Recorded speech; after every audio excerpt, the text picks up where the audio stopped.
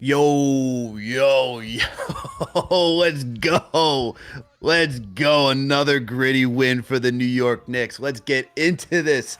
New York came into this matchup after winning a come from behind victory in Memphis 2 days ago on Friday. So, they went into Miami looking to extend their winning streak and hopefully just ruining Miami's day. You know what I mean? So, into this one, when you think the Knicks were ready to come out and after dog walking the last one against Memphis, they were doing the same thing again this game. Knicks came out flat. They weren't ready. They weren't prepared. Miami got out to a hot lead. You see Bam Adebayo. You see Ware out there doing his thing. You see, G.I. Jane out there. That's what I'm talking about, you, Tyler Hero, doing his thing. And so Miami just out there kicking the Knicks all over the place. Throughout the first half, they had a 19-point lead at one point. But don't worry. Didn't have to worry whatsoever. Why? Third quarter would come around. Jalen, Brunson, OG Anunoby both said, nah, not today. We ain't going to go down like this. We're going to have another gritty win. And who also helped in that third quarter to turn things around? Mitchell Robinson. We see him diving on the floor for a loose basketball. We see him, man, getting a tip in. We see him getting an offensive board leading to an OG three. This man came ready and prepared to battle with Bam Adebayo. And then going in the fourth, Miami said, nah, we ain't trying to do this. We ain't trying to let you guys win after they have given up multiple leads. All right. They have one of the worst records when leading in the fourth quarter and just giving up the win. And that's what the New York Knicks did. Jalen Brunson, OG Anunoby. How about Deuce McBride throwing out some swagger, taking the lead with that midi, huh? We had a team that just came out here and gave us a galvanizing victory going into OT. These guys got the job done, and we got to see some great adjustments by Tom Thibodeau tonight, leaving Deuce McBride in instead of Mikal Bridges, who was struggling tonight, huh? So let's talk about this win with the New York Knicks, winning an OT 116-112. With me on the other side is my guy, JD Sports Talk, ready to give you that analysis. I'm your host for tonight, Alex Terrace, a.k.a. the Stratocaster. Make sure to download the app. Make sure to go to the web browser, whatever fits your fancy, to call in through the Discord tonight. We got to hear your takes, man. Knicks get another gritty win, back-to-back gritty wins. This is how you start to create a gritty identity. So I need to hear what you guys all think about tonight. And our sponsors for this one is Manscaped and, of course, HelloFresh. So make sure to stay locked in and tapped in for what we got going on. JD, my man, how you feeling, man? Were you worried about this one? What was your thoughts on this game?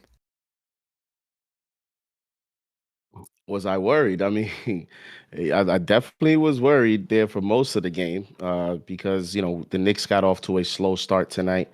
Shot 37% in that first quarter overall, and only scoring 22 points.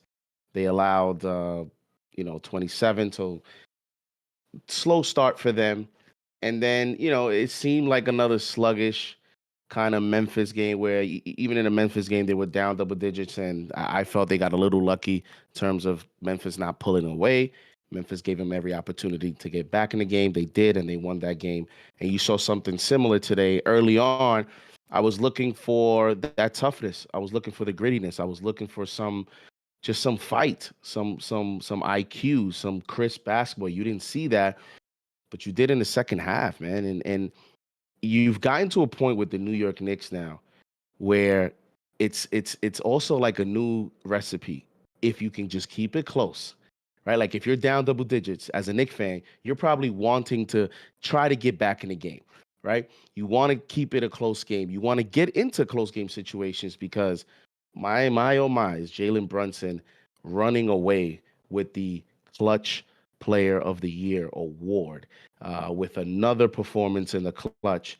And as I mentioned, like once they got back in the game and it was a 1 to 2 possession game, I was pretty confident as a Knicks fan that if we could just get the stop, the captain will bail us out again. And I thought he bailed us out. Him and OG Anunoby bailed the Knicks out again. So there's a lot of things the Knicks have to improve on, man. It's the details that continue to make this team very, very polarizing amongst the Knicks fan base, right? So we'll talk about those details and those mishaps and why they got into that position. Because in the end, the goal is more than just beating the Miami Heat. But for tonight, Captain bailed you out, And OG Anunoby showed you, maybe for the first time all season, in the second half, he gave you the $200 million OG Anunoby. He gave you the OG Anunoby that had those ridiculous plus minus numbers last season. If you remember when he became a Knick, it seemed like after every game, it was a new statistic that he was elevating defensively when he was on the court for the New York Knicks. And you got, I think, the best glimpse of that in that second half tonight with between him, and it looked so beautiful when it was him and Mitch on the court. Man, Absolutely. they stifled Miami to a point where you're hoping that maybe this is the beginning of OG being that type of player last year. Because I don't think he's quite been defensively the player he was last season, but he showed you that today. For sure. But let's start off with Jalen Brunson, man. Let's start off with the Captain Clutch, because this guy, as you mentioned, just bailed us out again. And look, you talked about bringing this thing within 1 point. He did that. You know, you get McBride knocking down that mid-range jumper to take the lead, and then you just see what Brunson does best, man, which is just getting downhill. How many times do you watch, players like in any game, and it's like they settle for mid-range jumpers, right? And they just settle for shots that they shouldn't be taking. And yet for Brunson, yeah, he can knock down the three. And we've seen him do that quite a few times where he's knocking down threes to take the lead and get the win. But in tonight's matchup, where you're struggling to shoot from like downtown, you're struggling to get any space, and you want to slow the game down so that way you get to the free throw line, because they weren't really calling a lot of free throws, man. I mean, the first free throw that was shot was with like 7 minutes to go in the second quarter. And so you see how Brunson just decides to get downhill and use his body, create contact. And I mean, he sees Highsmith on him. He's like, yo, that's food, man. You ain't stopping me if I'm going to the paint. And especially if you got nobody giving you rim protection. And so I just love what Brunson did, man. I mean, this guy had 20 points in the second half, 10 in both the third and 10 in the third and fourth quarter. And look, this guy just continues to show how surgical he is. There's no better word than surgical, because this guy truly just operates in a different way when it comes to being clutch, when it comes to keeping his team in the game, man. Even when he's looking for good passes like he did for OG against Memphis, he's just constantly aware of what the situation calls for. And Jalen Brunson, man, yet again, and look, he played 12 minutes in the third quarter. What did he play in the fourth? He played, pulling it up right now, it's on my computer. So he played 8 minutes in the fourth. So yeah, campaign, give him a little bit of rest. But look, this guy played the entire OT, most of the fourth quarter, 12 minutes of the third, as he also played a full first quarter as well. This guy is just showing you he is limitless in what he can do. Shout out to Jalen Brunson for tonight's performance, man. Again, he's gonna run away with the award, Clutch Player of the Year award. And again, he is playing like the franchise quarterback that a la Jaden Daniels, where he's hiding even Pat Mahomes, whoever you want to name, right? Franchise quarterbacks, when they play like a franchise quarterback, they mask some weaknesses of the team. And he bailed us out again, where there's a long laundry list of things this team needs to continue to improve. They need to continue to figure out. But Jalen Brunson for tonight put that all away. And guess what? He continues to do it versus the taller defender. Haywood Highsmith, who averages 23 minutes a game, played 37 tonight. You know why? Because Spoelstra wanted to figure out a way to defend Jalen Brunson. You saw the zone. You saw the double team. You saw the triple team. You saw the half court trap. You saw a quasi zone where they had a box one and they had someone roaming. I mean, Spo threw the kitchen sink at Jalen Brunson. And hey, for the first half, it was working. Jalen Brunson was only 2 of 8 in the first half, and he had 26 between the second half of regulation. So 26 of his 31 came in the second half of the game. And how about also the captain, Knicks fans, going at Haywood Highsmith? I saw a lot of trash talking out there. I saw some moxie. I saw some attitude, right? That's the type of thing you want to see. So you don't have a soft 30 points per game scorer here. You have a guy that's not afraid to go at, Davion Mitchell, who is a pesky defender. He's not afraid to go at Haywood Highsmith, who's a 6'6", near 7-foot wingspan defender. So you bring it any type of defender. Jalen Brunson said tonight, nobody on this team could guard me. And quite frankly, he's at a point where in isolation, I don't know that many, maybe Drew Holiday, can guard this guy because you're seeing the elite coaches, you're seeing the top level coaches in the fourth quarter, under 4 minutes to go, saying to themselves, I mean, you saw Ja Morant guarding Jalen Brunson just the last game, and the coach still sent the double team. And you got your superstar guarding Jalen Brunson. I mean, you're at a point now where it's not only just put a 6'6" to 6'9" wing on him. That still might not be enough. You still may need to double team him. And teams are trying to figure out a way to get the basketball off his hands, make someone else beat you. He made Memphis Grizzlies pay for that. And in isolation tonight versus Spo, he also made him pay for that strategy. So Jalen Brunson is becoming the, Kyrie Irving closer as times 5, if you want to, get a player comparison there. So outstanding night by Jalen Brunson. JD giving the hot comparison with that one, giving the new Kyrie. What do y'all think about that one? But let's get back to the other guy you were talking about, man. OG Anunoby, and saying that he was playing like he was worth his $212 million contract. I think is probably the adequate thing to say, because this guy in the second half, had you 15 points, shot 6 of 9 from the field, 3 of 6 from downtown, had 4 boards, 4 assists, 1 steal, 3 blocks. I mean, I saw you tweet it out, and I think it's so accurate. You talked about how you see Mitchell Robinson getting out there, right? How he's diving for the loose basketball. You see how he's just playing top tier defense, all right, even in his limited minutes. And then what does that do? It inspires OG Anunoby to cause a turnover on the other side. And it seems like once Mitch stepped on the court, OG was locked in. And I think part of that is, look, when it's not just the perimeter players having to guard, for 48 minutes, and you have a rim protector back there, it makes life a little bit easier knowing that if someone's going to get past me, someone's not going to test Mitchell Robinson. And so OG getting more of that confidence, getting more of the wherewithal, saying, you know what, I could extend a little bit more energy because I got somebody who can help me out there, help me out on the front line now. So OG, not only did he give you the efficiency in the second half, he also gave you that defense that you needed. I mean, you talked about he was guarding Bam Adebayo.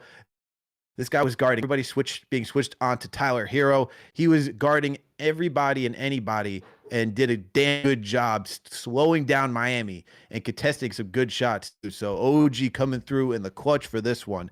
It was him and Brunson yet again leading the way for the New York Knicks to get this victory. And this is the OG. And I don't know, what if it was a halftime adjustment, if it was a teammate speaking to him, or if he just said, you know what, like I need to step up my game when it comes to a physicality standpoint, with more tenacity, with more, just with more intent on the defensive end. Again, like I have not seen this type of OG from a possession to possession standpoint. I mean, you talk about every possession, he's playing the guy from the moment he crosses half court. He's being physical. He's not dying on screens. He's getting over the screens. And, he's causing the kind of chaos that he did last season. And then with Mitch behind him, I mean, it was something special. And this is the OG. And I don't know when you see it, because you see it too in the shift in energy. So it's one of those things where I don't know if it's a switch with him, where he's just, saying, you know what, at the end of the season, I'm going to step it up more. Or like, it's interesting because he just flipped the switch. Like, you see it too. Like, anybody that has any semblance of understanding basketball, when you looked at the TV today and you saw his effort, it was just a different energy. And even him being, how about OG showing some emotion? Right, you saw that time where he caused a turnover. I believe it was on Tyler Hero, right by the Knicks bench, and they called a turnover. The way he looked at the crowd and he was yelling and he was, just more demonstrative. Like, that's encouraging if you're a Knicks fan. And it also goes to show that, like, yo, if this team could just get Mikal right, man. Because even when OG struggles, I still have confidence that he's gonna be there defensively. Mm-hmm. And I think that's the reason why we got Mikal, is to kind of off some of that in terms of offensively, give us more balance, give us another dimension, another weapon. And that's why Mikal is so key to this whole puzzle, in my opinion, because I still think you saw it tonight when OG gets to that level. There's not that many defensive players in the league that can get to that level. Not at all. And so we need to see that from Mikal, put it all together, and then we'll really see the ceiling of this roster. How much do you think it is of OG? Just like, this is the most he's probably ever played in a season in quite some time now. How much do you think he's just actually trying to pace himself? Yeah, and listen, career high all across the board in terms of like minutes. He's missed what, like 5-6 games. Yeah, something along So those lines. so I don't know if that is also on pace to be a career high. I mean, he's played 53 so far, and his career high in games was, his rookie year, he played 74 games, started 62. But other than that, it's been 67 games is the only other 69 games is the other high that he's had. So he's on pace to beat those numbers. And then from a minute standpoint, he's averaging a career high 36.2 minutes per game. So that's also a career high. And then you had the foot thing where you saw even when he got back, he seemed a little slow, right? Like just a little.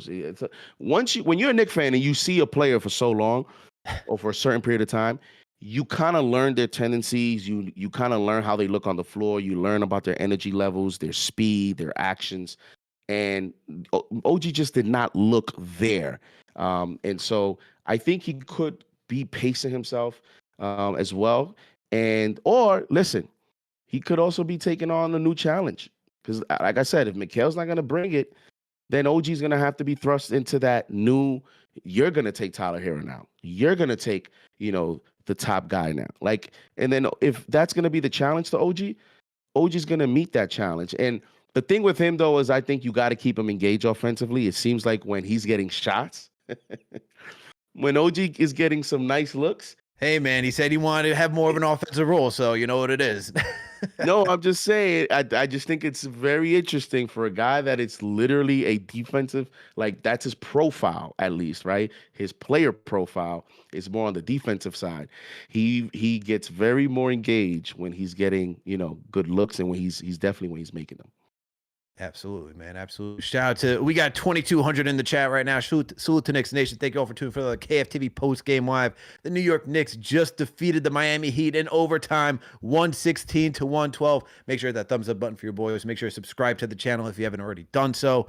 All right. Make sure to get on the Discord because that's where we're going to take your calls. Let's get to the Discord right now, JD. Let's get some callers in, hear what they have to say. Zach, my man, Zach, unmute your mic. What's going on, bro? How are you feeling about this one?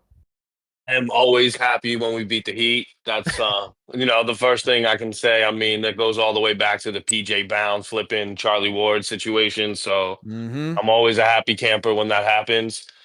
Um, I mean, obviously it was a tale of two halves. The first half we looked lost. We had issues scoring. We had issues playing defense, and then in the second half, man, did we come out with some defensive intensity? So I mean, it changes. It changes a lot. Mitch changes a lot of how we approach the game, but in this case, OG was the man. This guy shut him down in the second half and really, really showed what the reason we pay him $221 million, like you said. I mean, it was evident. Yeah, absolutely. OG just showing off all the intangibles tonight and why you paid him. And to JD's point, this is probably the best he's looked since the beginning of the season. But I mean, we got to talk about Mitch too, man. Mitch was just, I know it's just limited minutes, guys, but like it's just like he looks so good having Mitchell Robinson back out there, just how he deters people and just seeing. I can't tell you, I had a big smile on my face when I saw him get that offensive rebound and then kick it out, and then we drilled a three, and I'm like, we were missing that, man. We were absolutely missing that. 100%. Although when he dove to the floor for that loose ball, I almost killed myself, man. I was just like, "What are you doing, my dude?" I was just like, "What are you thinking?" Like, I mean, we just lost you for basically the entire season, and you're putting your life on the line. Like, no. But I mean, nonetheless, I mean, it was a quality win, especially with the fact that we went 40-20. I mean, there's a lot of big things here, right? We went 40-20, which is a big deal. We're 9-1, I believe, in games that are 4 points or less with 5 minutes to go. So, I mean, there's a lot of things that look good for the Knicks in this situation, and then to shut them down in the second half defensively, I mean, it was a really wonderful win for us. As you Absolutely. say, as they say, right? Gritty, not pretty, right? Yeah, CP likes to say it wasn't pretty, but it was gritty. And appreciate the call, Zach. Appreciate you for always calling in and tapped in, my guy. Yeah, and then because of this 40-20 sitch and everything, I became a member tonight. So I appreciate you guys. Salute, man. Appreciate you. Have a good one, Zach. All right. There we go with Zach on the call. Giving OG his props. Hey, man, Mitch was instrumental as well. Knicks are 40-20. They're in the 40-20 club. Look at that. And third, there's only 4 teams in the NBA with 40 or more wins. You have the Cavaliers at 50, Celtics at 43, the Knicks at 40 as the only 3 teams in the East. And then you have the Thunder with 49 in the West. And I was hoping the Denver Nuggets was going to get their 40th today against the Celtics because the Knicks are 2 games back, only 2 games back in the loss column for the number 2 seed, which, as we all said, they're on a collision course. And if you want to give yourself a chance, as minor as it is, as it could be, depending on who you speak to, you want to get that second seed because you want home court advantage in the second round. You want to, take as much advantages as you can to your side, being that the challenge already against the Celtics is going to be, it's going to be a very, very large challenge. So Knicks win tonight also from a standing standpoint keeps them in the hunt for the number 2 seed. Absolutely, man. Look, we know that role players play better when they get the home court advantage. So it's all the more important if you want any edge to try to compete with the Boston Celtics. And even though it's been grim watching them compete against the Celtics during the regular season, anything can happen in the postseason, man. Anything can happen in the postseason. So you want to take it. You want to get as many advantages as possible leading up to that moment. But wait, man, we'll see what happens when that time comes. Let's get to another caller, bro. Let's get to our guy Carlo from the Philippines. Carlo, what's going on, my man? Unmute your mic. What's happening, bro? Hey, kamusta Alex and JD? What's going on, my man? How you feeling about this one? Yeah, my opinion on this game, may I say this? It was pretty and it was gritty. Any Oof. game with victory over the Heat is always sweet and glorious for me. Everything was pretty to my eyes, but I mean, from Deuce crossover and step back jump shot, Mitchie diving for loose balls twice, OG blocking shots and dunking, JB's clutch 3, what else? Josh Hart falling like a sack of potatoes, Oof. to Clyde Frazier counting 8-second violations with gusto. it was a it was a near perfect game, but I have to point out 2 worth mentioning criticisms. Number 1, Cat and his silly fouls need to stop. For some reasons, he always likes to poke and put his hands in the cookie jar. But Walt said it the best. He said, I'm paraphrasing here. So even if he hits the ball, he's not gonna get it because he's reaching around the man. So it's always fundamental. Play defense with your feet and not with your hands. And number 2, I'm happy with some of the starters get a rest in the start of the fourth quarter. We had a good run at the end of the third, but why mess up the lineup that finished the third quarter? And it cost us losing our momentum, particularly Shamit. He looks lost sometimes, but overall it was, yeah. I like this game. It was pretty. It was pretty for you, my man. I still had some issues going into the first half, but hey, it's always good. It's always good, as you mentioned, getting a win over the Miami Heat. I just love seeing Pat Riley right there sitting courtside. He thinks, we got this one. Jalen Brunson closing the door on any hopes and saying, you know what, man, your run's over. This Heat team, whatever culture they had left was gone once Jimmy Butler started causing a commotion. Get out of here, bro. We don't need none of that anymore out of the Miami Heat. No culture, no nothing. You got G.I. Jane running the point over there. So it's all good now with the New York Knicks taking down the Miami Heat. I loved everything about it. You know, it's I was looking at their recent run, and the Knicks have played. Let me make sure I got this right because it's actually crazy. You got one, Suits to two, Carlo, by three, the way. 4, 5, 6, 7, 8, 9, 10, 11, 12, 13. They're 13 and 4 in their last 17 games. 13 and 4. Yep, I got that right. 13 and 4. But because those out of those 4 losses, you had Boston twice and Cleveland. It's like those 13 wins, it just doesn't feel like a 13-3 run because of the stench of those losses. But then you're looking at, wins against Denver in that run, wins against, Memphis on the road, even today on the road in Miami. I mean, these 6 o'clock, these weird times, they're not the easiest games to play. And I know they're millionaires, and I get it. I get what people say that you should be ready. I understand all that, but they're still humans. And in life, once you're used to a routine, it's like habits. Like that's what your habit is. Like, the consistency of it. Sometimes when there's a change in your schedules, in your routines, in your workouts, right? Like sometimes it can just cause a little bit of a lag in you as a player. And so I consider tonight a good win, especially. And guess what? Even if it's against a team that you feel they should beat, right? I always consider games where you make a comeback down double digits. I consider that a good win too. So like I always look at also the adversity. So going into the game tonight, you could have had a different thought process about the game. But then as the game, developed and you saw the adversity that they ran into being down double digits, trying to make a comeback, then the Heat answered in the third. And then you make your last comeback, you go to overtime, you close the game. Like a lot of things could have went differently tonight. So I consider tonight a good win. But I just think it's interesting how, you know, this team has 40 wins. Like it's an outstanding regular season in terms of like runs and records and this and that. But there's still something about the Celtics, the Cavs, and the little details that they still need to get better at. That's kind of, I think, taking some away from their actual results. Because, like for example, like tonight, right? Good win. But then Mikal, now we got to talk about Mikal, right? So, like, even in a win, it's like for the big picture, there's just things that they have to figure out because it's just not gonna fly in the playoffs, right? Like you need Mikal. Like Mikal sitting down, it's not gonna be a good recipe. I don't think in the playoffs when you want to beat a Celtics or a Cavs.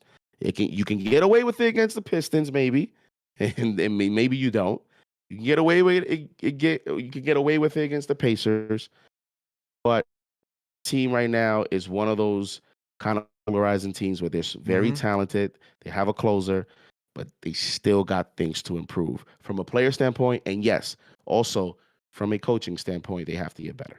I mean, for sure, man. They're gonna have. I mean, the expectations were risen after last year. I mean, even during the month of January. Let's just think about then. You get OG. The way that team looked fully healthy, it seemed like, hey, that team then was considered on a 50+ win pace. Obviously, you go through all the injuries, right? You get to the postseason. This team shows that they were able to take, while they lost steam after losing OG. Mitch getting hurt, right? You see everybody just falling like flies, and yet we still went to a game 7 against the Indiana Pacers. And then when you enter this season, making big trades for Mikal Bridges, making a big trade for Karl Anthony Towns, I mean, the thought process for the fan is saying you're doing this because you believe these guys will make us even better than what we were potentially what were last year. And if what we saw in January was anything to buy into, then we got to think that's got to be better than that, right? And so while this team has been that, it has lived up to the expectations where they're on a 50-win pace.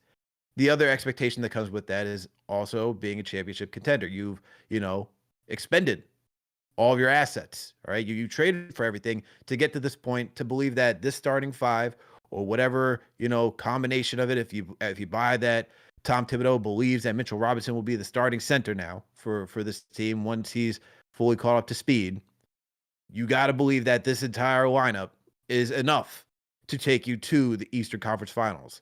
And even though there's some chatter saying, hey, they didn't really have that plan first year, I'm sorry, I just can't buy it. You made all these moves because you wanted to compete with the Boston Celtics. And you don't get these guys right now to say, let's not see if they can compete with the Boston Celtics, because you got to go through other transaction cycles. You have to say, hey, what else do we need in order to build this roster out? And so I can't buy that this year is just going to be a wash. I'm still have high expectations for what this team can do. Like I said, anything could change in the postseason, even with the sour losses to the Cavaliers, to the Celtics, to the Oklahoma City Thunder. This team could still, figure out some stuff and get better. Mitchell Robinson, not the silver bullet, but we see so far that he certainly helps that defense. And I expect the perimeter play for guys like OG, Josh Hart, Mikal Bridges to get better when you don't have to worry about Karl-Anthony Towns being your back line of defense. So, look, there's a lot of expectations for why people are feeling this way, right? And understandably so. There's a lot of work to be done, but this team is still good. Like don't misconstrue what I'm saying. This team is still really good. They're in a good position, but we should still have those expectations, especially to iron out those things that you're talking about. And I'm going to tell you something. Shout out to Deuce McBride for putting some pressure on the head coach and making this a decision. And good decision by Tom Thibodeau. And, I felt that maybe last game, Deuce got pulled out of the game a little early, and the coach this game allowed them to finish the game. And listen, the addition of Mitchell Robinson with a Deuce McBride playing well, I think gives you as a head coach a little bit of flexibility depending on the matchup, where if Mikal's not having a good night, listen, forget the 5 picks. And that we're not talking about that in the game. The 5 picks are not sitting on the court. Like, you sweep that off the floor. It's about winning that basketball game. And I'm telling you, I have a lot of confidence in Deuce to close out games, man. He is becoming, we keep saying becoming. I don't know at what point he actually is, but he may already be a big game player. When CP believes, that's the case, JD. That's man, forget CP. CP's been doubting Deuce forever. So he is to me already a big game player. He hits big time shots. He steps up his defense in big moments. You saw even against the Celtics on the comeback in Boston, like Deuce is not afraid of environments in terms of on the road and performing. And forget the 5 picks. I'm totally fine in the playoffs finishing games with Deuce if Mikal don't want to, step defensively, if Mikal doesn't want to be physical, if Mikal just wants to just coast through the motions, okay, cool. You're not playing in the fourth quarter. And I have confidence in Deuce. The only thing, again, playoffs is matchup. So the one thing with Deuce is he's not tall enough. So if you're playing, multiple wings, that might be an issue, right? I thought tonight was a good game for Landry Shamet to play well because, him being a 6'3", 6'4" guard with, his light, I thought tonight him playing the 3 was actually not going to be that much of a deficiency because when Shamet plays the 3, he's usually going against the other wings and it's a mismatch.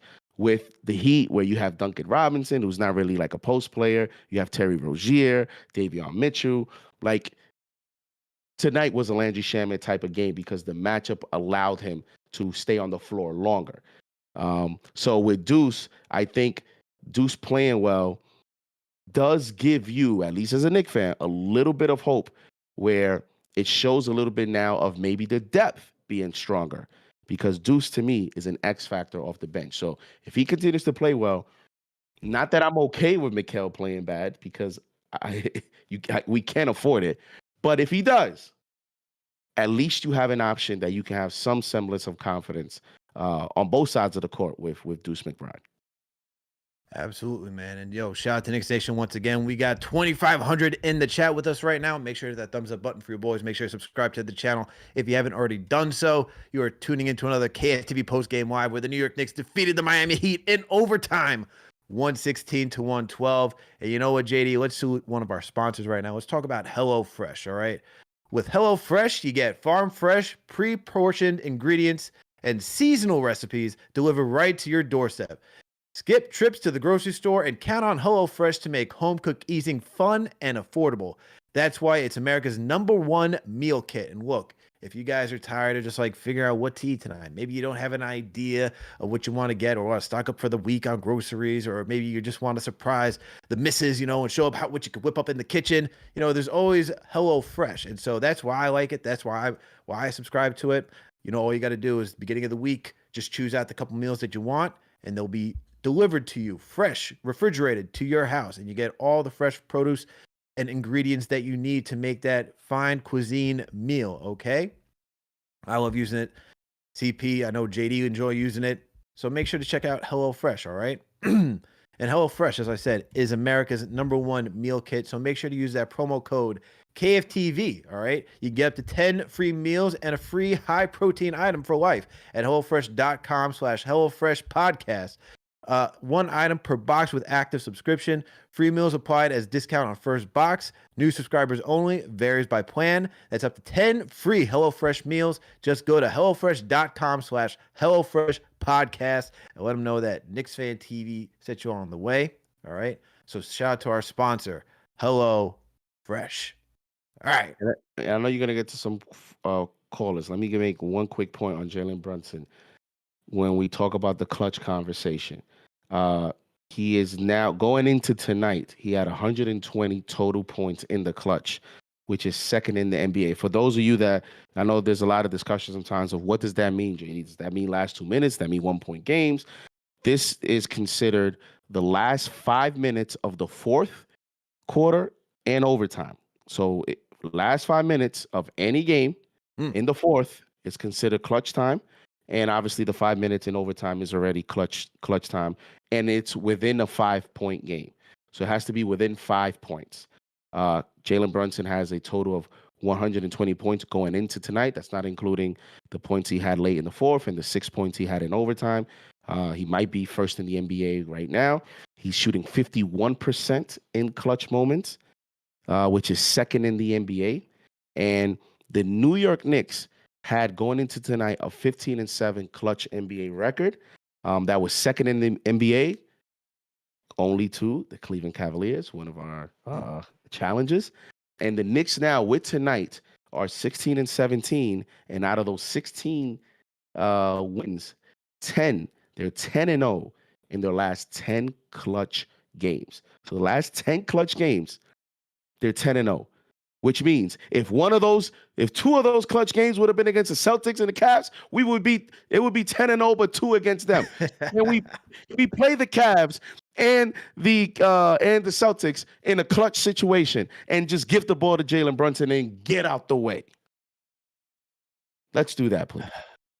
There you go. Get out the way. Oh, here we go. Oh my goodness Get gracious. out the way. Oh, he's gonna talk now. Watch party down. What they say now, CP? You live and direct. 1 2 1 2. You are live and direct, my good man, and I'm sure that you're hyped because look, hold on, no. Before CP starts, going off, we all know why CP's happy. Knicks won during a watch party. He's in Miami, so he's got good weather. He's not in New York right now. And number 3, hold on, I'm not done with you yet. Number 3, Alec Burks decides to have a good game for you to still be happy. That is hold on. That is the speculation. Did CP just call because he's in Miami? Does he want to, ask us what's the weather on the East Coast? Is it that the reason? Is it because he went to South Beach and he wants to talk about that? Is it because he wants to talk about the watch party and the turnout, give a few shout outs to people who showed up? Or is CP calling tonight, even though the Knicks won? Is his takeaway tonight that Alec Burks scored 12 points in 25 minutes and went 4 of 5 from 3? Is that the reason why he's calling? You know what, young sports talk? I will talk about everything that you named, all of the above. I will go in on each one. But first and foremost on the team win, hey, good win. Just watching from the seats, it was disappointing in the first half because obviously it was not our A game. Like you could see it.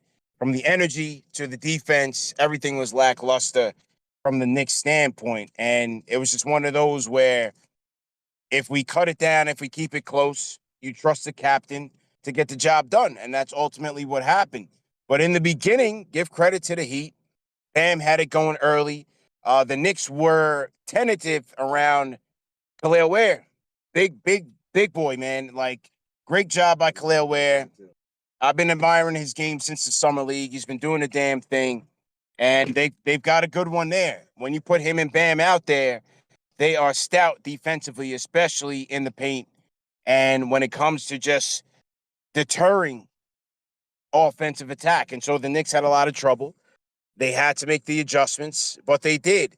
And in the second half, you know what? Big money got it popping early. 3 corner threes. And the Knicks found themselves soul searching. They know it. They know the big money. They know the big money game. We all know it. You know what I mean?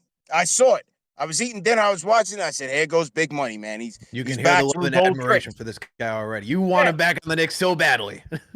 I said, "Here goes big money up to his old tricks, man." But nevertheless, I said, just keep it under 20 in the fourth quarter. The captain is going to deliver, and they just kept chipping away. Shout out to the captain, obviously, first and foremost, just doing the damn thing. Shout out to OG because his defense on Hero was a big difference maker. Shout out to Tibbs because JD, you talked about it in the Memphis game. Why did Tibbs take McBride out? Well, McBride started the overtime. McBride started the overtime. Tibbs is starting to make his playoff adjustments. He says, McCall, if you don't got it, we going to the guy who does. The deuce has been loose for a couple of games now. He deserved to finish the Memphis game, and he got the proper minutes in this game. We needed him. We absolutely needed him out there. He hit a big shot in overtime. Defense was on the money. OG's defense on Hero. Once we got to overtime, I already knew we had it in the bag. We just had to close out and execute. And they did that. They did that because it became, in overtime, the Heat's offense became a hero-centric offense. And with Hero and with OG on him, that was going to be it. We were going to take that game. We were going to take that game, just having to execute. And we did the damn thing, man. Great job by the team, bro. Good win. Absolutely, man. Yo, what was the environment like in the arena? Loud, bro. MSG South was on point. Let's Go Knicks was being matched by Let's Go Heat. In the fourth quarter, crunch time, there was no one was sitting. I think by like 2 minutes left, the Heat PA announcer makes everybody stand up. So everybody was up from like 2 minutes of the fourth into the overtime. Knicks fans were loud. Like when Davion Mitchell was at the free throw line, I think you guys heard it. The boos were loud as hell. It was crazy. Clyde said it. The Knicks, shout out to the Knicks chicks. He told me that Clyde was saying on a play-by-play that it was the loudest he ever heard it in there in terms of the Knicks fan participation. And then, as far as the people that we saw and that we were interacting with, Knicks fans were everywhere. In every seat, every row, every section, we were deep, man, loud and proud. It was a good win, man. Good come from behind win, bro. That's what I like to hear. And how about that watch party, bro? What was the watch party like? Oh, the meetup was what we expected it to be, man. You might as well call Black Market Bayside headquarters for Knicks Fan TV and the Knicks fans. It is officially Knicks Fan HQ when we come to town. We shut it down. There wasn't a table available. We had people lined up outside. The DJ was playing all New York music, and it was just love, man. It was just love. So, a lot of the regulars were there. A lot of the people who we saw from last year showed up there. And it was just a lot of love for KFTV, man. We get love worldwide. We get love nationwide. And, yeah, that was just it, man. Shout out to everybody that came out to the pregame. We even ran into people at the game that was like, yo, I was trying to get to the pregame. We got out there late because obviously with the traffic in Florida, I-95 was a little bit busy. There's a little bit of traffic, but all in all, man, it was a lot of love at the pregame meetup. So yeah, good night, man. So It's got to be the best events and moments as when you go to watch a road game is when the team actually gives you a close game, a nail biter, and you got Yeah. an overtime out of it and a victory. So I definitely it had to be much better vibes than when you get these blowout situations in big games. No question, bro. But the thing is, what makes it good is that, like, bro, when Cap is out there, bro, I have no doubts. I Mm. have no doubts, bro. When it went into overtime, I told everybody around me, I said, we're good. We're good. We got this game. When it went into overtime, because as the game went on, especially like late into the third and into the fourth, the Knicks started playing their A game. And we are a better team than the Miami Heat. So yes, it went into overtime. We didn't get the buckets that we wanted to get. But at the end, once it went into overtime, it was like, okay, it's Tyler Hero against Jalen Brunson and everybody else, bro. That's it. When it went into overtime, I had no doubts that we were gonna win this game. Real talk, bro. yeah, I mean, at that point, it's just men amongst boys who's going to close Yeah. out. What did you guys think about McBride starting the overtime though? And I mean, he closed Bridges the entire did. fourth, bro. He Yes. closed No, outside of Bridges did come in late in the fourth. He did come in late in the fourth for on an situational offense defense purposes. situation. Yeah, Yes. yeah, for What did you situational guys think purposes. about that, man?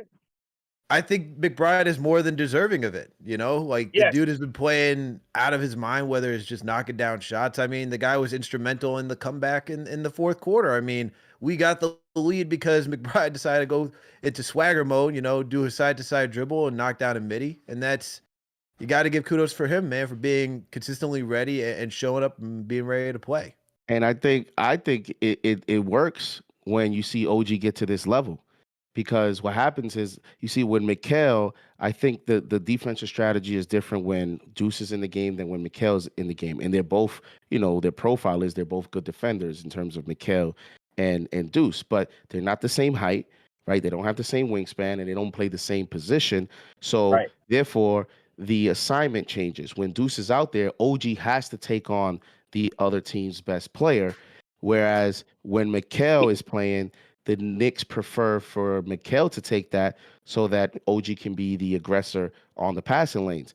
But when OG gets to this level, CP, and I talked about how in this second half, this might have been the first time we've seen last year's OG this year. Because when OG became a Knick last year, you saw this type of like possession to possession, just aggressiveness defensively. I know sometimes it's harder to see it when you're in the game than, you know, we did here watching it on TV, but it was like he was last year's OG tonight. He was dominating defensively.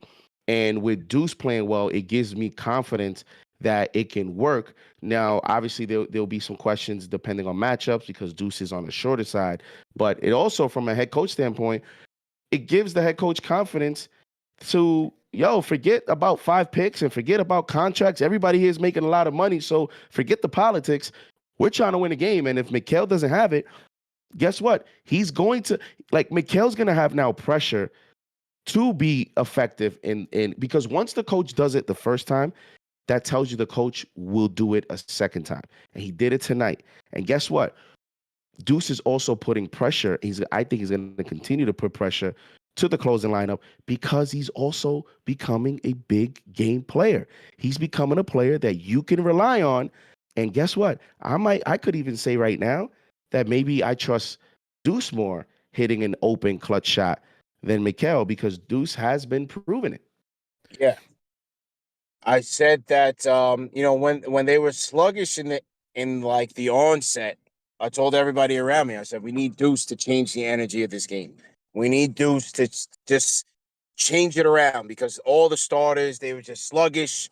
I don't know if they went out last night or they just, went to the beach or whatever it was, but we just needed Deuce to just set the tone. Nobody set the tone with the starters. Deuce came in, set the tone. And I just said, all right. From that point, I said, okay, well, we're in good shape as long as they just don't let the game get out of control on the defensive end. But shout out to Tibbs. He coached to win the game. And I think going forward, he's going to do it. Like we've been saying, man, like if Mikal don't got it, like Mikal had it in Memphis. If he don't got it tonight, you can go with Deuce. It's okay. Like if the matchups are, in Deuce's favor, go with Deuce to finish the game. He is an offensive and defensive weapon that you want to play alongside Jalen Brunson. Like, that's just it. Especially like when sometimes, like, especially today when, there wasn't much ball movement and player movement to start the game. You got to go to Deuce, man. And he rewarded the coach 2 games in a row now.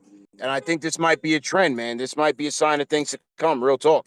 With the Deuce and Mitch combo out there with OG, you just get some glimpses of last year's team in terms of that toughness, dog, grittiness. Like you have more, you get closer to that identity that the Knicks fans have missed this season with those lineup combinations than when sometimes Mikal is out there because Mikal is more, you know, going through the motions. He's cool for school. He's more like lackadaisical. And sometimes when he's not playing well, I think that type of like on court body language and demeanor. I don't know that it serves the team well when there's adversity and you don't have enough guys on the court that just have a little bit more of that physical tenacity attitude. Like you saw with Mitch. Mitch was diving for loose basketballs. He was like, hustling. He was, doing his best in his 13 minutes. And, his numbers weren't pretty today in the 13 minutes, but you saw it on the court in terms of his activity resembled more of that team of last year. So that's the other dynamic that Deuce offers you is a little bit more kind of that mental toughness, on-court aggressiveness. He's not afraid to try to dunk on anybody. He's not afraid to get physical out there. And so I think when the team gets that, they also get a little bit more of that identity, which is beneficial to them. And add Josh Hart to that. You add Josh Hart to that, and then you have you have 4 guys surrounding Jalen Brunson who are willing to play gritty. And that's, these type of wins, man, it's showing you that, these 2 wins in a row, I said it on Twitter, it's these type of wins is what helps create a gritty identity. I mean, sure, you could say the opponent, it's not the Celtics, it's not the Cavs. It doesn't even really matter to me at that point because JD, as you mentioned earlier, what's the scenario of the game that we're looking at? These guys were playing down. These guys were behind in both of these games, and yet what we've seen earlier in the season where these guys could have easily, rolled over, called it quits, just go home. And we've seen that. We've seen that from this team so far where they're out, they're just out. And we've seen that against Detroit early in the season, and they don't come back and they don't lock in and fight the way that they should. These 2 games, Knicks fans should start getting some confidence that this team is now starting to create a little gritty identity and at the right time too, when you're about to head into the postseason. Well, you know what, man? Like Cat preached resiliency, man. He's preached that, and I'm telling you, man. Like, I that's all I say now. It's like just keep it close because when Cap has the ball in his hands, I'm very confident that we're gonna either get a good play in isolation, or like he's gonna get somebody else involved, or he's gonna draw contact. That's just what Jalen Brunson does. This is what superstars do. This is what superstars do, man. Like his mental toughness, his physical toughness, and just the stones in the crunch time. He's got it, and the team rallies behind him. He is the leader. He's the captain for a reason. So that's all I say, man. Let's just get the defense respectable to get it close, and the captain is going to close. The captain is going to deliver us. But shout out to OG because OG's defense was on point, even in the overtime. Like Bam hit like 2 Hail Mary fadeaways on him, and like I saw Knicks fans next to me getting despondent, and I'm just like, you know what? It was great defense. Bam just hit a shot. OG's defense was good. He's going to force these guys to make tough decisions. whether it's on Hero or on Bam. And OG was great defensively, I thought, in the overtime. Yeah, and overall, man, we just got the job done, man. Just proud of the team. Shout out to Knicks Nation that came through. It was a lot of love in the building, man. It was a fun time, no question.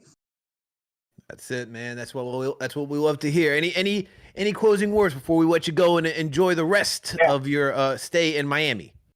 Yeah. Well, I will say this. Big Money had the people scared a little bit. I told him, I said, I know his game. I know his game in the offense, but I know his game defensively, and we should not be scared. And that's why I was talking to Josh Hart. You know, a lot of times he was guarding Josh Hart. I'm like, yo, take him to the basket. You know, Big Money can't guard Josh Hart. He's too strong. And Josh Hart realized that. But Big Money can shoot it. You know, he had him on the ropes a little bit. So are you and the Knicks chick gonna hang out with Big Money Burks right now and go get some dinner? Is that what you guys got planned next? Nah. I just say, you know, good game. I shouted out Mitchie after the game. You know, I did, you know, holler at the Block Nest Monster after the Memphis game. We did talk, you know, just letting him know how proud I was of him. You know, and that's it, man. Block Nest is just getting back into shape. He's rounding out into form. He's healthy. Squad is getting into form. Cole Anthony Towns, your defense is terrible. Well, we love you anyway. And that's it. Look at CP saying, I told Mitch I'm proud of him. Look at that. Now I know where you got that information from when you were the first to report that Mitchell Robinson was going to make his debut. And now I'm seeing where you're getting some of your inside information. Trust me. If I run into Shams at Summer League this year, trust me, that's the first thing I'm telling him. Like, yo, Shams, you try to scoop me on that Mitchell Robinson news. I had it out there first, bro. I had it out there first. As you should. Learn to put some respect on KFTV name, man. Yeah, Great. He should be adding you. He's being a terrible aggregator at this point. Yeah. I'll tell you. I tell them, CP.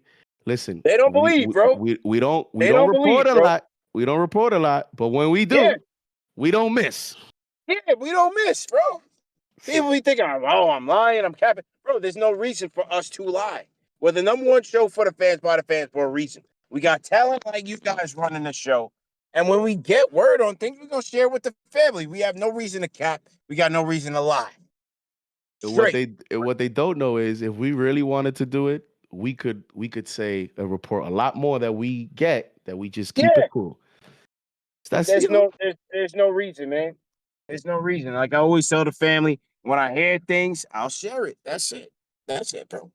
Simple and plain, man. But yeah, shout out to the squad. Big game on Tuesday against the Dubs, and I'm looking forward to it, man. Shout out to you guys for holding down the show.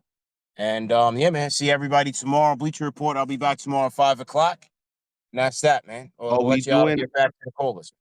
Oh yeah, it's West Coast. I was just about to say, are we doing anything for some of these big games against Golden State, the Lakers? But I'm like, yeah, it's 10:00. Forget about that. Yeah. Well, listen, man, we'll be there, man. We'll serve the people like we always do, man. Number one show for the fans by the fans, bro. You already know what it is. All right, bro. Get back out there, enjoy the beaches before you have to get on the plane tomorrow and get back to work, man. So we appreciate you always calling in, man, giving us a stadium report and everything that you do for the channel, bro. Yes, sir. I'll call back anytime. Thank you, Alex. and that was our very own. Thanks for the call. CEO, Thanks for the call. Founder. Thanks for the call. I'm surprised he didn't say first time, long time. You know what I mean? I'm surprised he didn't start off that way. Yeah. But shout out to CP, man. Shout out to CP for always doing the damn thing. And yo, we got some callers on the line. Cody Glock, I see you. We are ending with you today. You are the closer, so let's make this. Let's rapid fire now. We're going through calls left and right now. So let's get through this. Sayquizzy, unmute your mic. What's going on, bro? How you feeling? Can you hear me? Yes, sir. You're loud, clear, crystal clear, my man. What's happening? What you thought about this game? It was a slow start, but it was a good game. Like watching it through the TV when we made it like a 3-point game, I was like, "Yo, as we at MSG, like it is loud in there." Like I got to go to one game in Miami because that's crazy how loud it was on that TV.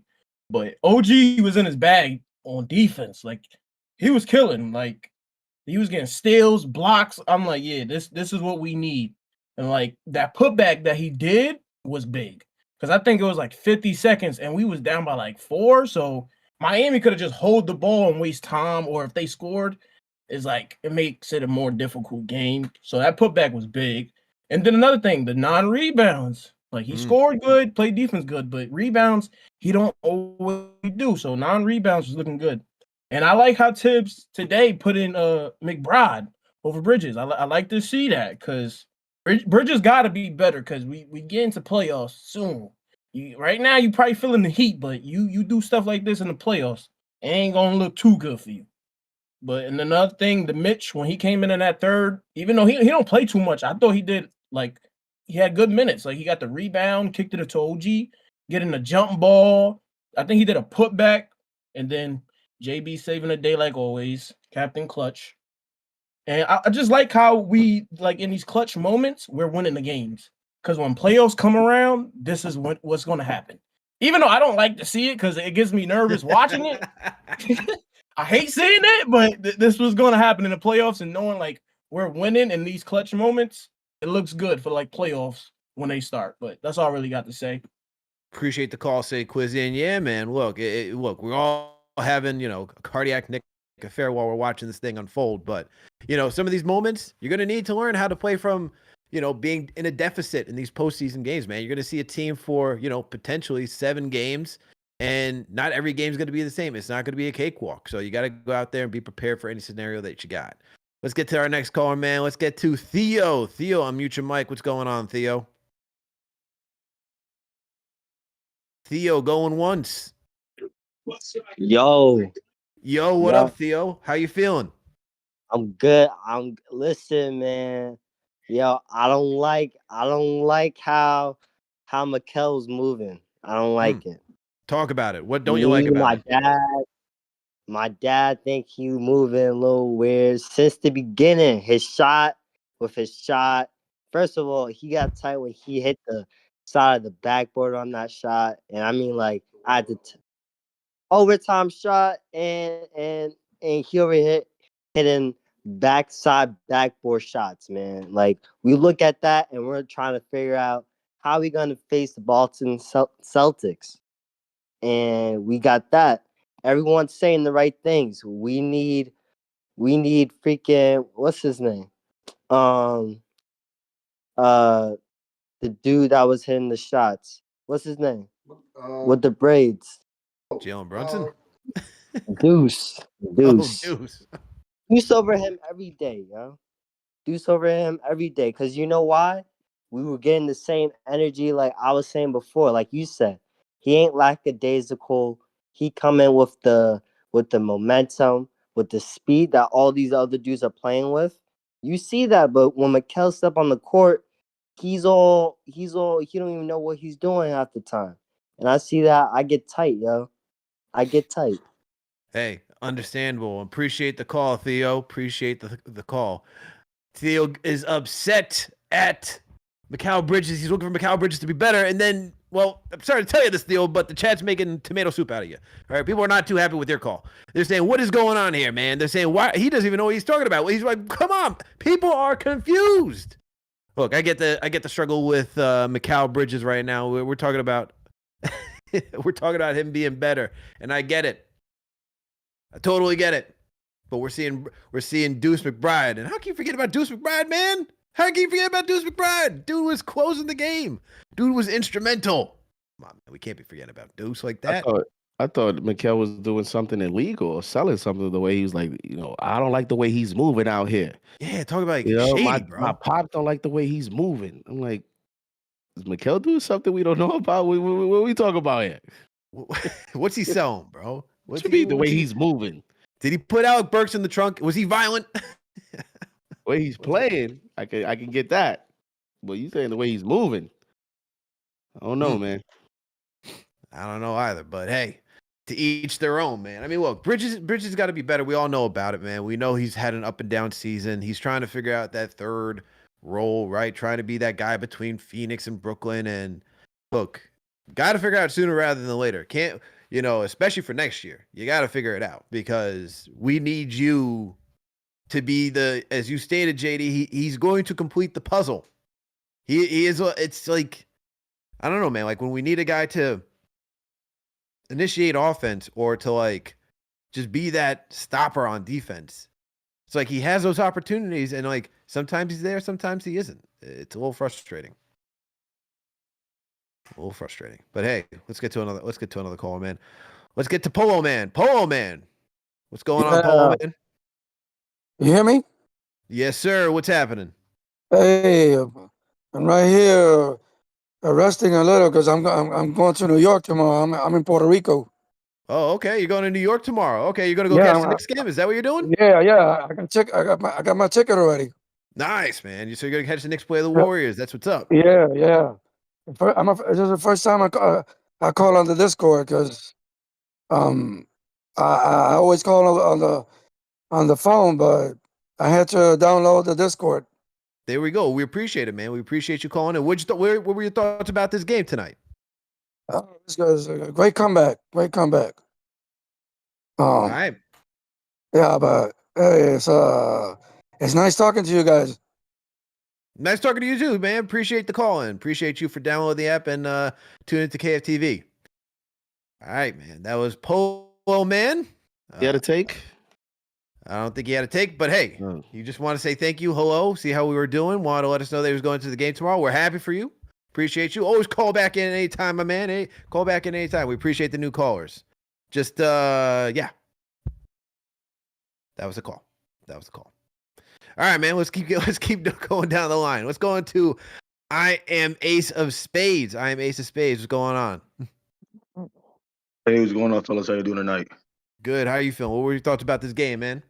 I think it's a wonderful game. It shows character. It shows grit. Like we said in the playoffs, is going to do well. One thing I've been looking forward to seeing is Mitchell Robinson be the anchor to allow the wings to play the pressure defense, knowing that if they do get by, that they have somebody they don't have to help like they do with Cat and have to recover to the three. And seeing OG get into his bag tonight was absolutely phenomenal. One thing I want to say that I want to note, out of the top 4 teams in the league, 3 of them have had a core for at least 2 years. The Knicks are number 4 in the league, if I'm not mistaken, still trying to gel this team together. And so because of that, they haven't had a whole full season together as the core they have now. They have Deuce, JB, uh, what's it, Josh Hart, Precious, but they not as the core. They had to bring this core together. So the fact that they're doing this well so early, I mean, in this part of the season is phenomenal. And one last thing I want to say, my brother and I, we call Cameron Payne Notre Payne, only because if you see the Notre Dame Irishman, and you see how he is, that's kind of how he shoots, to the side like that. So we know we've been looking for nicknames for him, and he looks like he when you see it, that's Notre Payne. That's all I want to say, fellas. Knicks for life, and appreciate what y'all do. Appreciate you. I am Ace of Spades. Calling in. He says Notre Payne. There you go. That's a call. That's a call. Bringing something to the table. There we go. Hey, man, that's what we're talking about over here. Notre Payne. He said he says campaign looks like the Fighting Irish logo every time he shoots. That is crazy. That is clever and crazy. Man, it's a good one, man. I got to give props for that. You know what we also got to give props for the New York Knicks winning this one, and what's a better way to do that than going down through key stats of the night, man. So let's go through the key stats, all right? As we all know, the New York Knicks won 116 to 112 in overtime. And when we look at the battle, man, Knicks won the rebounding battle 46 to 34. They lost the assist battle 27 to 29. I thought a key area for them tonight was, especially when you're going to get an Eric Spoelstra team, is to keep the turnover low. Now, they barely won this one 10 to 12. And, the Miami Heat were shooting very well tonight. They shot 54% from the field. They didn't shoot well from downtown, although it started off well for them in the beginning. But, shooting well from the field really put this team in a deficit. But yet the Knicks were able to, hold their weight. They shot 48%. They essentially matched the shooting from downtown with 32% as the Heat shot 31. And then the free throws was essentially dead even. I mean, Heat shooting 69%. Knicks shooting 67%, but the big takeaways in this game were the second chance opportunities and the fast break points. Knicks won those two battles 119-8 when it came to second chance points. Stuttering over here, I can't speak. And they won 9-5 on fast break points. And then when it came to points in the paint, both teams were having a lot of success. Knicks, barely edged that one out 58-56. So Knicks in this one, man, did a good job in winning some of the key areas in order to get this win. What were your thoughts about the key stats? Listen, my key stat is the rebounding, right? Like that's Tom Thibodeau, the head coach, mentioned as one of the bigger areas that he thought we would see improvement with Mitchell Robinson's return. And it's not only Mitchell Robinson himself getting the rebounds, but putting into position his teammates to be able to get some of those rebounds, and them winning the rebound department today 46-34. But as we talk about them getting back to that identity that we knew about them last season, 11 offensive rebounds to the Heat's 3, and Mitchell Robinson getting his only 2 rebounds were both offensive rebounds. And you saw the impact on one of them, as I mentioned, where he got the offensive rebound, was able to pass it to the elbow, which led to the hockey pass, the hockey assist to OG Anunoby for the center court 3. That was one of those momentum threes. And so you look at that, OG himself having 3 offensive rebounds, Mitchell Robinson having 2. That's 5 offensive rebounds between your 2 best defenders on the team. So being able to get back to giving your team second chance opportunities, demoralizing the opponent. One of the ways that you do that is always by out-rebounding the opponents, and definitely by getting offensive rebounds, especially when a team feels like they play good defense in a 24-second shot clock. To be able to get an offensive rebound in those possessions is definitely demoralizing to the opponent. So good job there. And this is something that as Mitchell Robinson continues to build his endurance, get into better shape, and slowly increase his minutes, this is kind of the nights we want to see more of, these nights where you're getting more offensive rebounds as a team and you're out rebounding your opponent. Agree with you on all those points as well, JD. And Daniel, make sure to change the stats next time. All right, we don't need to be reminded of the Cavs and Knicks game, please. For the good people out there, we do not need to be reminded of that. But excellent points as always, JD. And hey, 42. Holy moly! Yeah, we don't need to we do not need to be reminded of that. All right. But shout out to the key stats of the night, brought to you by none other than Manscaped. Okay. And guess what? Spring cleaning isn't just for finally tossing that fedora you swore that would make a comeback. It's for hitting the reset on your grooming routine. Manscaped's Beard and Balls bundle has you covered from cheek to cheeks, clearing out the overgrowth winter left behind. It's time to weed, whack, hedge trim, and make sure the lawn is looking manicured for the season, because nothing says fresh start like a sharp beard and, more importantly, a properly landscaped lawn. So you all know what to do. You all got to use that promo code KFTV to get 20% off and free shipping. And look, all the products are great. We got all the items. All right, we got the hedge trimmer. We got the lawnmower 5.0. We got the clean shaver right there with the handyman. We got all those things. So I know all the names. We get it, people. We get the ad read. I know all you are going crazy right now in the chat. We all understand. But make sure to support Manscaped. Use that promo code KFTV to get up to 20% off plus free shipping. We swear by it. All the products are great. Keep us in check, and it'll make all the ladies out there happy with what you got going on over there. All right, and make sure no testimonials, none. All right, keep your balls in check. That absolutely, bro, absolutely. All right. We got another caller, and then we're about to head over to Cody Glock. All right. We got Mivan. What's going on, Mivan? What's going on, fellas? Shout out to JD. Shout out to Stratocaster. Yo, we love y'all, KFTV. Y'all lit. We appreciate y'all. You know what I'm saying? We come in here after every post game. You know what I'm saying? We appreciate the energy. Can I just say something? Listen, I appreciate the win that they had, but I'm so sick of my Knicks getting beat on in the beginning. Like, can we just be the elite team that we said we were going to be at the beginning of the season? It's so hard watching them go down by 15 and then have to dog fight to just be like, just to look good. You know what I'm saying? Like, if they're competitive the whole game, I love it. That's great. I'm glad the OG clicked in and decided to be the $200 million player we're paying. I mean, let me calm down. He decided to be the player that we're paying for, but I need him to be like that all game long. All right, that's all I'm saying. Shout out to y'all. We love y'all, KFTV. Y'all already know y'all lit. Y'all, we looking forward to hearing the Cody Glock. You already know the vibes. Yeah. I appreciate you, Mivan. Mivan on the check-in. All right. Before we get to Cody, we got one more. We got one more caller. We got one more. STG Nick on the line. STG Nick, what's going on, bro? Unmute your mic. What's up? What's up? What's going on, man? How you feeling? Were you in the building or were you just at home like us watching this one? What were you doing? I was home, but my brother was down there. He goes to school in Miami. I wanted to go down there, but I didn't go. But the atmosphere looked excellent. He sent me some videos. The Knicks fans were in there, man. It was loud. Let's go. That's what I like to hear, man. It's CP was saying the same thing. Said it's MSG South, which we know, man. We know that Knicks Nation always shows up in Florida. I mean, we got a heavy New York contingent down there. Definitely. And the Knicks gave them a show. I mean, they fell down early on, but you starting to feel more comfortable with this team.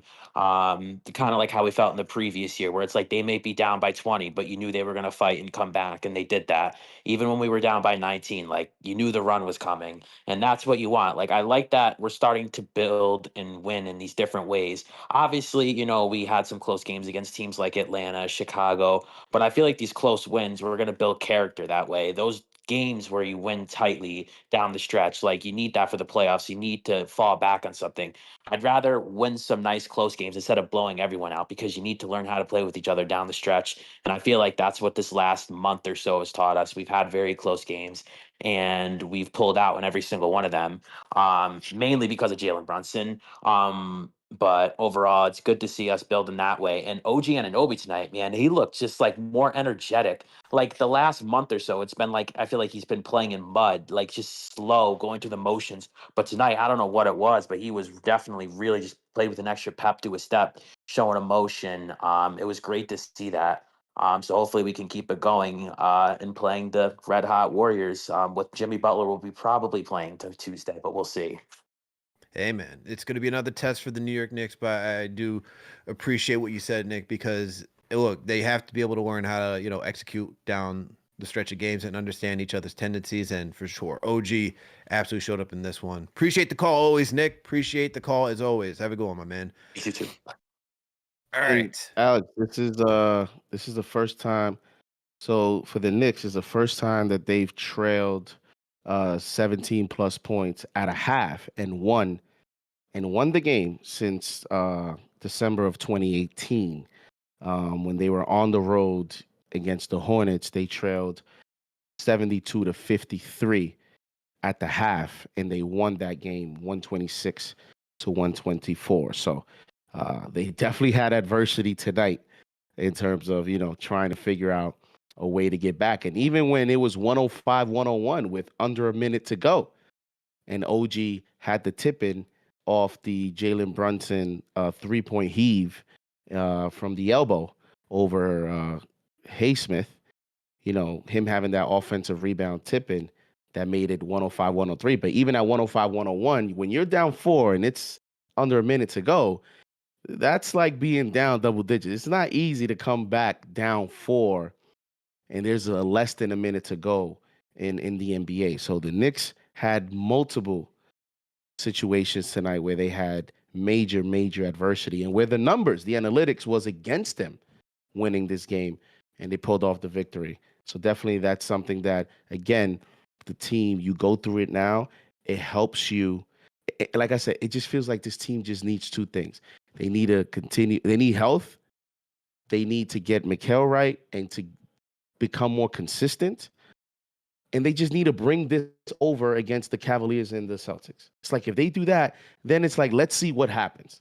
And that's all that's missing right now. It's translating this versus your top two opponents, not only this year, for the next, I would say 2 to 3 years, because the core of these two teams are in their late 20s. So this is going to be your challenge, your road ahead. This is not the Lakers with Karl Malone and Gary Payton. And, this is not like a 1 or 2 year experiment. these teams, the Cavaliers and the Celtics, they're going to be your main challenges for the next, 3 to 4 years.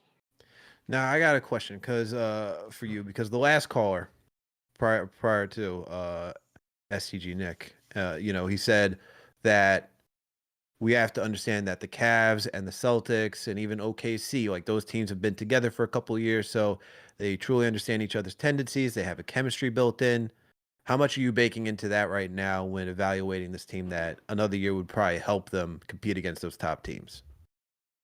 Here's what I would say. What I'll say is they're 2-0 since Mitch has come back, right? Mm-hmm. They're on a 3-game win streak. And this is something the head coach would probably tell the front office. Like, you see, we've seen the head coach start to get some pressure, some heat, right? Mm-hmm. And you saw that press conference where he put a lot of it on Mitch and basically saying, "Hey guys, I need my defensive quarterback. I don't have my Joakim Noah here. I don't have him yet. He's gonna be back." And then if they continue to win, it would give more legitimacy to that notion potentially. But I'm going to tell you what, if it's the same result when they play the Celtics again this season, when they play the Cavs again this season, and in the playoffs, then in the end, it won't matter. Because the point here is, the consensus is these teams could be better than you, but there's no way that these teams are 25 to 30 points better than you. And that's the gap that you have to close in order for me to buy that this is all about chemistry, right? You give me a hard fought 6-7 game series, right? Where like that's something the Sixer fan that lost to the Knicks in that series, which a lot said that was actually the best, game to game series of the whole playoffs. A lot of people would say that Sixers first round series was the best. That's something that the Sixer fan could see with the Embiid injuries. Like, maybe we need another year of chemistry and stuff, right? You gave your fan base a reason to. So I think that's the only way that people could buy it, honestly, is you just gotta ditch those teams. Like, and that's the bottom line, because you can't be winning these games, and then let's say we get to these teams, it's the same results, and you're gonna tell me that it's all about just chemistry, that they just need 3 more months of off season, that they need 1 more training camp and a season where there's not that many practices anymore. Like, what chemistry are we talking about if teams are beating us by 20 to 25 points? And you're telling me that all I need is another year of that with no improvements. Like 1 year, 1 off season is all of a sudden going to have OG creating his own shot. 1 off season is all of a sudden going to have Mikal winning his matchups against Jason Tatum. Right. Like, you know what I mean? Like, sometimes I think people just got to keep it real and look at the matchups, or look at the coach, or look at the situation, and really break down what is the real challenges. And I think when you try to extend it, you're extending the same results, right? Like, let's just give it another year, right? Aaron Rodgers with the Jets. Let's give it another year. We know what's going to happen already. Please no. Right? Like, sometimes I just feel like, oh, let's give it another year, please. And it's like, okay, we're going to give it another year. Are we going to make the team better? Or you're telling me that we're going to give it another year of Karl Anthony Towns not defending the Celtics at the 5? Like, is that going to get better? Like, what's really going to get better? Right? So I think that's what it is. Look at the Cavaliers. They had a hard conversation with themselves, and they made a tough decision. They changed the coaching staff. That to them was what they needed. And we see the results there. So I think I want to see how we play against these teams to end the season to develop my real conclusion. But if this continues, then don't try to tell me that we just need another year, because I won't buy it. Great points, JD. Great points as always. And let's wrap this show, man. Let's wrap the show with our closer of the night, none other than the legend, the man himself, the one of one, Cody Glock. Cody, are you there? Yo, man, I'm putting all the chips on the table. I'm shoving all the chips in front of the table. I'm at the job right now. Shout out Manscaped, man. 0 turnovers because of Manscaped. Profusely, rapid fire, man. Yo, I'm off the back. I'm starting off with Mitchie off the back. What we doing here? We the best in the world. What we doing here? Let me tell you something about Mitchie. You see Mitchie? He ain't no snitch. It's his second game and he diving, hustling for the basketball. 7-footer we here. What we doing here? Like, yet again, I didn't hit the panic button at all. Mitchie back in the fourth quarter, defensive purposes. Yo, I'm done with y'all, B. There was really people saying trade him. Imagine. You see him, yo, look, bust it, right? Let him know, Cody. Let him know. Look, bust it, right? They got my man CP in hands right now. Scotch in hand.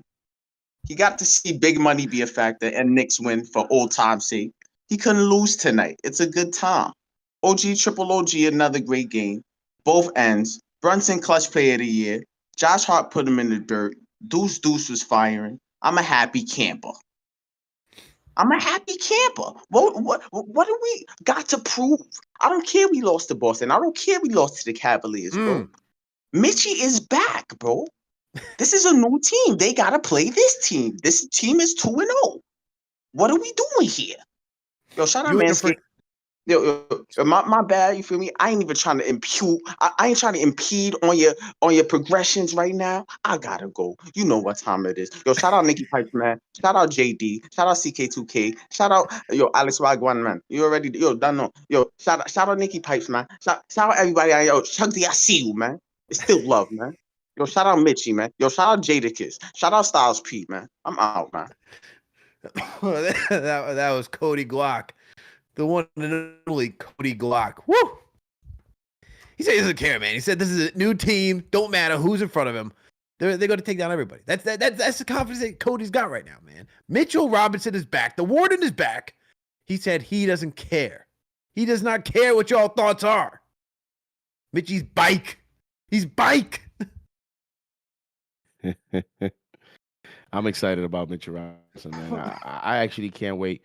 When you see him play well, you actually get upset as a fan because you want to see him there for a few more minutes, and it's like he's under the minutes limit. So I'm just, I know that a lot of Knicks fans are excited to see him get into the 20 minutes range and see how that develops because the more minutes he plays, he's going to get you more offensive rebounds. It's going to get you more opportunities in the glass.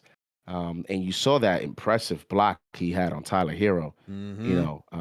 That right there is what, the Huck Porties that people are very high on. You don't get those type of plays to that level because Mitchell Robinson, as an NBA veteran now, has the timing down packed when it comes to making those plays. And then the young players, sometimes they're developing that as they develop their defensive awareness. Mitchell Robinson already has that. And that play alone sometimes makes a guard think twice about coming to the paint when they know that they're going to meet a shot blocker at the rim. When it's Cat, it's a different story. And also, let's see what happens with the whole combination. Maybe, I don't know, maybe this is the way they want to use the rotation for now, and that's why we haven't seen Cat and Mitch. Or maybe they don't want to do it so early. It's just 2 games, and Mitch is not even there yet from a minute standpoint. Because I do think you'll start to see it once Mitch Robinson is able to get his minutes up. Because then the coach can use different substitution patterns. Right now, his substitution alignment is very basic and simple because you can only play him 13 or 15 minutes right now. Exactly. That was going to be my point, is that because he's on a minutes restriction, we're not going to see that because, God forbid, both of them get into foul trouble and they're both out there at the same time. Then what? You don't really have a 5 that Tibbs can rely on. And so until, I think I saw the report that Mitch can go up to 18. I see that they're really just trying to wean him back up to that moment. I don't think we're going to see that for quite some time until he's just playing 20 minutes consistently. Then I'll see. Then I think we can get that. Yeah, because Tibbs plays Cat the first 10 minutes or something. Yeah. So unless if Tibbs really wants to see it now during this such low minutes limit, he's going to have to bring in Mitch early in the first, and he doesn't do that. That's not his substitution patterns. So it's okay, Towns just play the first quarter. Mitch comes in. You're gonna bring Towns after 2 minutes of rest just because you want to see that. Like the minutes are there on Mitch's side to give you the proper, substitution alignment so that you're able to see it. Like Mitch can do a run and then he can sit out for a few minutes and then come back. You have to leave minutes for the second half because you only have so much that you can play him at least for the foreseeable future.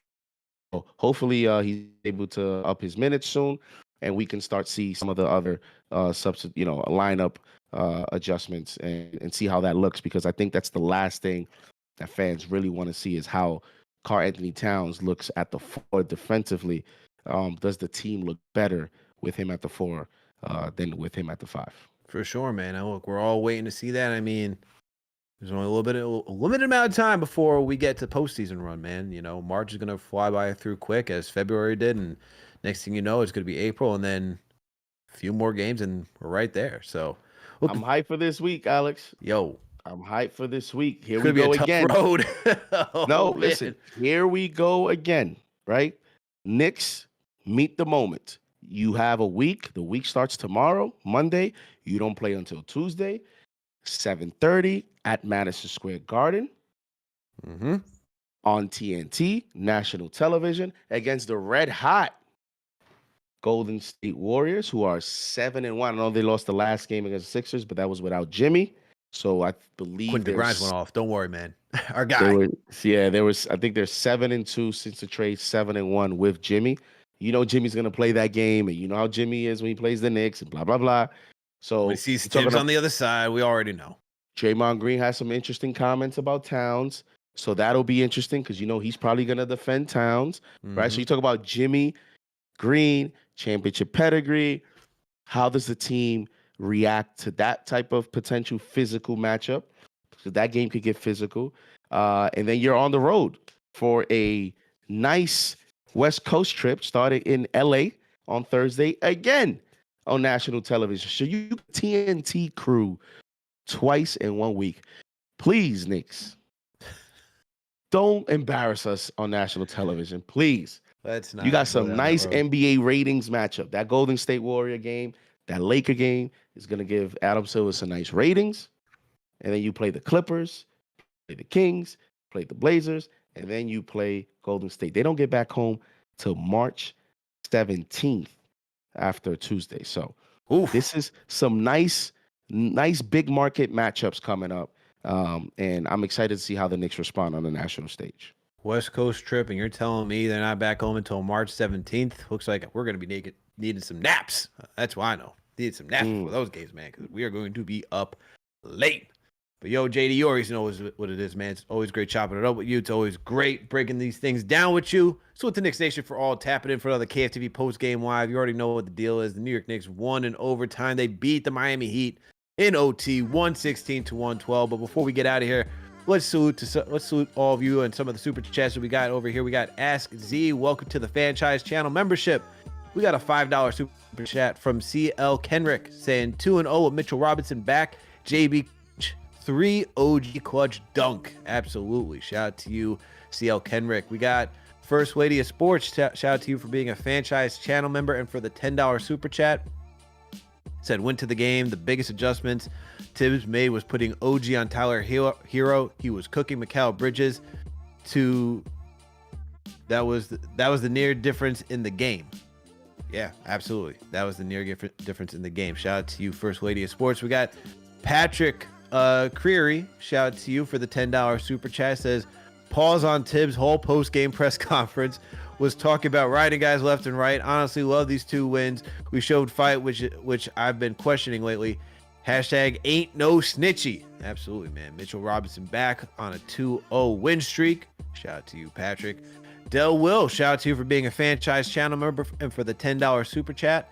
Says, wish we could find a way to let Cat rest those knees for like 2 weeks straight. He's moving painfully out there. Hey, man, he's looking a little different since the All-Star break. Especially after playing the Celtics, he's looking a little different. So, he might need a little rest. But hopefully the, few days in between as these guys travel, get back home, will help him get right. So that way he's able to compete. And so that way he doesn't have to miss too much time.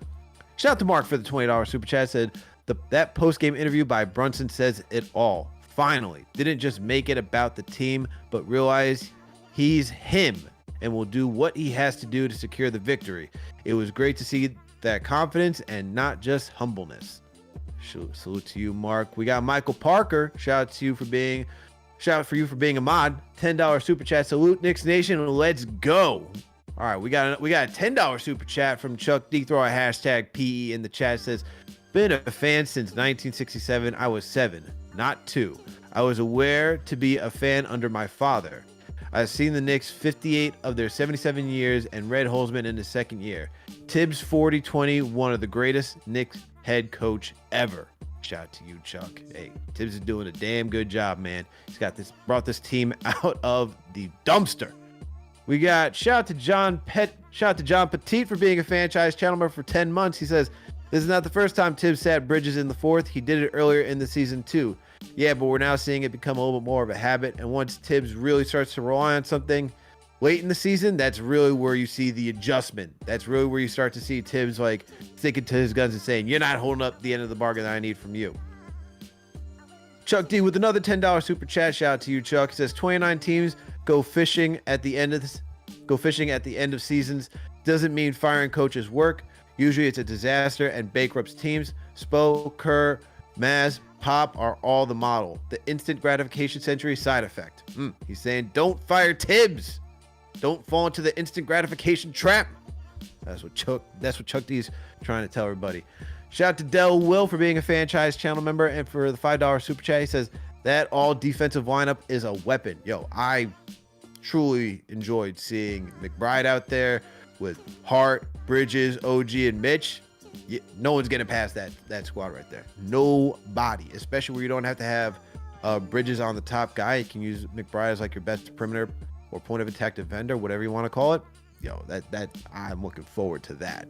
Looking absolutely forward to that. It allows you to switch every single matchup. That's single matchup. The advantage. And you got a bunch of dogs out there, man. Guys that will compete. Shout out to KGMV for the $5 super chat. He said, how about OG with that OG move to get the jump ball from Bam? Yo, OG was in his bag, man, especially in that third quarter moving forward. OG just decided to take it up another notch. Man went Super Saiyan. We got the art man formerly known as Steve. Shout out to you, Steve. Shout out to you for being a franchise channel for 25 months. Said, nah, campaign's name should be Damon Payans because because depending on if that shot is falling or not, it's major pain. Shout out to you, Steve. That's a good one.